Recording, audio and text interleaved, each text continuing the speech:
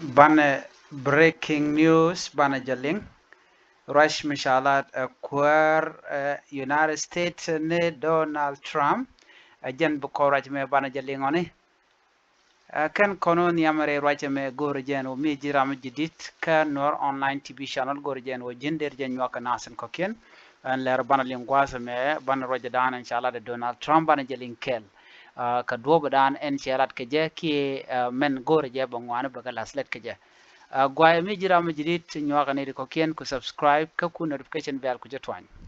ban chore roja dana gor kon leng ga jan gwasame ka roja inshallah ta kur america ni Donald Trump shi kume america men budke a Donald Trump te jala no chede ni ke jako bikene tin la twoko kur kene needin kono chal ke Islam la Islamic ne cerka needin chal ke IC ala IS ala Islamic State tintere wich ka Somalia you know chikan lado biken ke Bukarian yale Trump bene ke Bukarian yale kama nana chalat ajane kene ti te ka Somalia ti shawari yale kama ne bene ke buk gwadin kono tekaten chan manana che kulla da gwa ta me men dong dir kulingi ja gwa chan jeling che kwerne Trump che roi ladan wona na ajani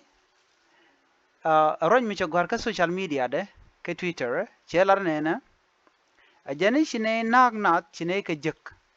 shanang nat che ke jek te chero dian taw ko hot pam ni ke hot pam tila ja gurno de ken ja America de ken kenak ajani shaka jek antama te ka hot pam ni no ka do bra na chelat ke jene ken de ti la kana guro be ken ja America nak ki be ken den kon tin met ka America be ken kanak she kwerne Trump jala do ne ajani antaman tama bene ka bukkaren yali ka bene kanak ajani en point an Trump ajani guro na kwaran kon tin kap ke Islamic State en group te kai Somalia chala do jen group dana ko target ko baga moy kare ka do bra na chelat ke jane ga ne ti chicken gorimal gur kano ba ka nyot man dan lalar ko mi jek shelat ba yi nyot ke ti Donald Trump raj mo che jalat.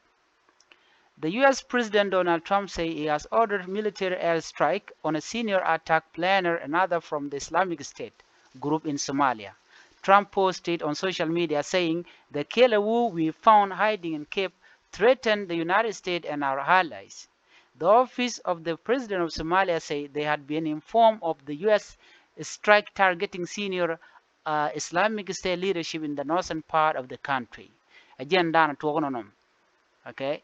Again, entama again, she ordered to ko be senior written kon laji Islamic State be ke bukaren yale again down and chalat again wilen gwada me kan lip kan ja America bi nyin ke jimar kama again le dana gore de nyoka yekel chana mana to kimen bro lat chana jelip an wiatima